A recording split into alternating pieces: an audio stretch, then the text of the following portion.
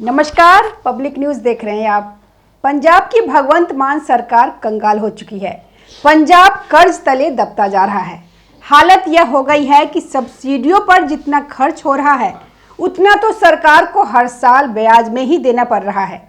पंजाब सरकार की आर्थिक स्थिति डवाडोल है और इसीलिए अब सरकारी ज़मीनें बेची जा रही है ताकि जो यह रेवड़ियों का भार अपने सिर पे उठा लिया है अब उसे पंजाब की ज़मीनों से चुकाया जा सके। पंजाब सरकार लुधियाना की 124 एकड़ ज़मीन अब नीलाम कर रही है। सरकारी ज़मीन है, लुधियाना शहर के बीचों बीच में है और इस ज़मीन को नीलाम करके जो पैसा आएगा उसका इस्तेमाल सब्सिडी में करने में या सरकार की जो तंग हाल है उसमें थोड़ी मदद देने में किया जाएगा।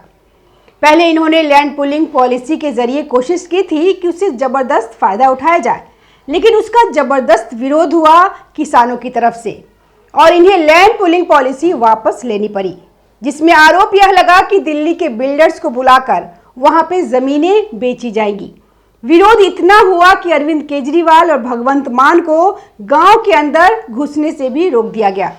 गांव में पोस्टर लग गए कि अरविंद केजरीवाल और भगवंत मान का आना मना है। इनकी पार्टी के विधायक ही इनके खिलाफ खड़े हो गए कि अब अगर हमें गांव और पार्टी में से एक को चुनना पड़ेगा तो हम गांव को ही चुनेंगे। तो इन्होंने लैंड पूलिंग पॉलिसी वापस ले ली। उससे उन्हें 8,000 करोड़ की कमाई की उम्मीद थी और यह तो बाहरी कमाई, लेकिन अब एक और पॉलिसी ये लोग लेकर आए हैं, वो है ऑप्टिज्म यूज ऑफ गवर्नमेंट लैंड। यह पॉलिसी पिछली सरकारों ने अपनाई थी और इसमें सरकारी ज़मीन का इस्तेमाल होता है या तो उसे रेंट पे देने पे या जो ज़मीन काम की नहीं है, सरकार के इस्तेमाल की नहीं है, उसे नीलाम करने के लिए।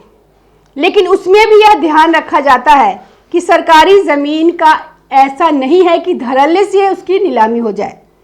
जहाँ से रेंट आ सकता है उसका रेंट में उपयोग किया जाएगा। तो उपयोग की भी एक सीमा है, लेकिन अब ये इसको इस्तेमाल कर रहे हैं तो इनकी नज़र कई ज़मीनों पर है। अब वो कहाँ तक जाएगी यह तो आगे देखना होगा। अभी इनकी नज़र लुधियाना की एक ज़मीन पे है। 124 एकड़ की ज़मीन है, उससे इन्हें करोड़ों रुपए आ सकता है। करोड़ों रुपए की कीमत की ये ज़मीन है। जल स्रोत विभाग की एक ज़मीन है, वो है 8 एकड़ की। वो ज़मीन है, उसे करोड़ों की कीमत की उम्मीद है। इनको इससे करोड़ों रुपए मिल सकता है जो इनके सब्सिडी पर इस्तेमाल हो सकता है। सबसे ज़्यादा ज़मीनें जल स्रोत विभाग और पावर कॉम की है, इसलिए उन्हें बोल दिया गया है कि इन ज़मीनों को चिन्हित करें और greater Ludhiana area development authority को इसकी जानकारी दे ताकि इन्हें आगे चल के नीलाम किया जा सके और सरकार का खजाना भरा जा सके, क्योंकि खजाना खाली होता जा रहा है। और खजाना और खाली तब हो गया है जब भगवंत मान ने अपनी छवि सुधारने के लिए लगातार इंश्योरेंस योजना की घोषणा महिलाओं की, तो अब हम 1,000 रुपये उन्हें देना शुरू कर देंगे। इन्होंने जो रेवड़ी की योजना की घोषणा की थी अब वह देना पड़ेगा, क्योंकि सरकार का मुश्किल से 1.5 साल अब बचा हुआ है और अब यह सोच रहे हैं कि सत्ता में वापसी हो पाएगी या नहीं। पैसे इसीलिए अंतिम समय में किसी तरह 1,000 की किस्त दे ही दो महिलाओं को, ताकि पैसा हाथ में आए तो वो हमें वोट दे और लगे कि हमने वादा पूरा किया है। लेकिन सरकार की खस्ता हालत यह है कि पंजाब सरकार के ऊपर लगभग 4 लाख करोड़ का कर्ज है। सबसे ज़्यादा बुरी हालत देश में इस वक्त पंजाब राज्य की है, जिसका GSDP यानी कि gross state domestic product GSDP 46% है और किसी भी राज्य के मुकाबले ये सबसे ज़्यादा है। जिसमें हाल की जो रिपोर्ट आई थी 2023 तक की कैग रिपोर्ट थी, उसमें सबसे कम GSDP जो था वो उड़ीसा का था, वो था 11%। अब आप समझिए कि कहाँ 11% और कहाँ 46%। ग्रॉस डोमेस्टिक प्रोडक्ट की तरह ही GSDP होता है, यानी कि जो एक राज्य की सीमा के तहत जो वस्तुओं और सेवाओं का जो उत्पादन हुआ है उसका मूल्य इसको कहते हैं। तो उससे आर्थिक स्थिति मापी जाती है। तो इनका GSDP जितना ज़्यादा है कर्ज के मुकाबले, तो उसमें इनकी हालत जो है वो और ज़्यादा खराब लगती है। और कर्ज की जो संख्या है वो तो अपने आप बताता है कि करोड़ों का कर्ज इनके ऊपर है और उस पर इनका जो ब्याज जा रहा है वो इनका लगभग 24,000 करोड़ ब्याज जा रहा है हर साल इतना ब्याज देना पड़ता है। कर्ज नहीं चुका जा रहा है, ब्याज इतना देना पड़ रहा है। अगर ये इन्होंने मुफ्त की रेवड़ी नहीं बांटी होती, आप ये सोचिए, यह ब्याज तो कम से कम दे पाते। अब सब्सिडी अलग देनी है, ब्याज अलग देना है, तो सरकार का खर्चा तो बढ़ेगा ही, और ऊपर से अब खतरा मंडरा रहा है कि सत्ता हाथ से जा सकती है। जैसा कि दिल्ली में इन्होंने अंतिम में घोषणा कर पाए कि महिलाओं को 2500 रुपये देंगे, नहीं दे पाए अपनी सरकार के दौरान, तो इन्होंने अंतिम में घोषणा की। लेकिन अब जब तक लोगों के पास पैसा आता नहीं है, लोगों को भरोसा होता नहीं है, क्योंकि कई वादे हैं वह तो वादे ही रह जाते हैं, तो लोगों को लगता है कि यह भी वादा ही रह जाएगा। ऐसे में इसका नुकसान हुआ था आम आदमी पार्टी को, ऐसा कम से कम उनको लगता है। हालांकि ये लोग विकास कार्यों की वजह से ज़्यादा हारे दिल्ली में कि उन्होंने कई वादे किए थे, जैसे यमुना सफाई से लेकर प्रदूषण, सड़क जाम, ये सब, लेकिन कुछ भी पूरा इन्होंने नहीं किया। इसीलिए अब इन्हें पंजाब में लगता है कि हमको कम से कम पैसा महिलाओं तक पहुंचाना चाहिए।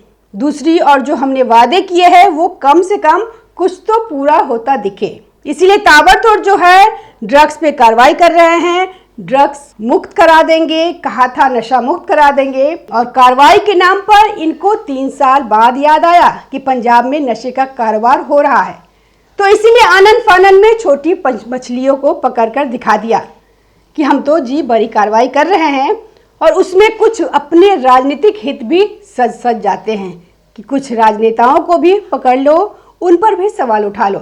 लेकिन इस सब के बावजूद जो आर्थिक हालात है वह तो वही के वही है, और इसी सब के लिए लैंड पूलिंग पॉलिसी लाए थे। जो लैंड पूलिंग पॉलिसी का पूरा मकसद यही था, पर उस वक्त का विरोध हमने देखा है कि संगरूर में भी यह होने लगा था, जो कि जिला है भगवंत मान का, गृह जिला है। वहां पर इनकी सभाओं से लोग उठ कर जाने लगे, क्योंकि पूरे पंजाब की जमीन पर इनकी नजर थी। हर जगह की जमीन का लैंड पूलिंग बना के हम उसका इस्तेमाल कराएंगे। 8,000 करोड़ आने वाले थे उनको इसमें, ऐसा अनुमान था। अब जब वो सब चला गया तो दूसरा तरीका अपनाया। अब इसमें कहां तक जाते हैं सरकारी जमीन को लेकर, कितनी सरकारी जमीन बेचते हैं, क्योंकि अब इनकी नजर तो पड़ गई है। सभी विभागों को बोला गया है कि आप अपनी जमीन चिन्हित करें, जानकारी दें, और फिर उसकी नीलामी की जाएगी। उसके ऊपर या तो उसको आप रेंट पे चढ़ाएंगे, लेकिन ज्यादातर यह लोग नीलामी ही करना चाहते हैं। अब इसमें कहां कहां की जमीनें आती है और कहां तक जाता है यह आगे मालूम पड़ेगा। पर पंजाब सरकार इस वक्त खस्ता हालत में है, और इनके जो बार बार के प्रयास है कि जमीनों का इस्तेमाल करने के, वो दिखा रहे हैं कि इनकी उसकी सख्त जरूरत है, बहुत सख्त जरूरत है इनको पैसे की, इसलिए जमीनों का इस्तेमाल हो रहा है। सरकारी जमीनों का आपने पैसे का स्रोत क्यों नहीं पैदा किया? एक तो जब आपको पता था कि पंजाब की हालत ऐसी है, तो आपको इतने बड़े बड़े रेवड़ियां नहीं बांटनी चाहिए थी, इतने बड़े बड़े कर्जे वाली चीजें नहीं करनी चाहिए थी, खर्चे की चीजें जिससे कि कर्ज और बढ़ता जाए। दूसरा, आपको स्रोत इकट्ठे करने चाहिए थी, लेकिन आपकी सरकार तो 3 साल सो रही थी, कुछ किया नहीं। अब विपत्ति आई कि बाढ़ भी आ गई, अब बाढ़ के बाद भी मुआवजा देना है, इसलिए केंद्र सरकार के पीछे पड़े थे कि ज्यादा सब्सिडी दे दे और ज्यादा सब्सिडी दे दे। आपके निकम्मेपन की सजा कोई और क्यों भुगतेगा? केंद्र सरकार को एक राज्य तो देखना नहीं होता, फिर भी सबसे ज्यादा जो पैसे दिए गए वो पंजाब राज्य को मदद के तौर पे, जबकि हिमाचल प्रदेश और उत्तराखंड में भी बाढ़ आई थी। लेकिन आपके पास क्या है? हिमाचल की सरकार भी कर्जे में है, लेकिन वो इस तरह से नाटक नहीं कर रही है कि हमको ज्यादा पैसा दे दो, ज्यादा पैसा दे दो। यह सिर्फ पंजाब की सरकार का ड्रामा है, जबकि हिमाचल प्रदेश में कांग्रेस की सरकार है। तो पंजाब की सरकार समझ लीजिए कि वो गर्दन तक कर्जे में डूबी है। अब बस वो सिर के ऊपर जाना बाकी है कि उसे अगर यह भी हो जाएगा तो फिर पंजाब तो एक दिवालिया राज्य ही घोषित हो जाएगा, और यही स्थिति इन्होंने की है। भगवंत मान की सरकार की सारी चीजें सामने आ रही है। किस तरह से दिल्ली के ये आम आदमी पार्टी के नेताओं को बंगले दिया जा रहा है, सरकारी संसाधनों का इस्तेमाल, हेलीकॉप्टर और प्लेन का इस्तेमाल किस तरह से हो रहा है। इनके चुनाव प्रचार के लिए गुजरात जाने के लिए सारी चीज़ें, इनके खर्चे भी सामने आ रहे हैं और जनता के सामने सब है और भगवंत मान सरकार सबके निशाने पर है। और भगवंत मान के लिए आम आदमी पार्टी के लिए सत्ता में लौटना बड़ा मुश्किल हो रहा है। धन्यवाद। हमारे वीडियो को लाइक कीजिए, शेयर कीजिए और हमारे चैनल को सब्सक्राइब कीजिए। ताज़ा खबरों से जुड़े रहने के लिए हमारे चैनल को सब्सक्राइब करें और बेल आइकन को दबाना ना भूलें ताकि हर खबर की नोटिफिकेशन आपको मिलती रहे।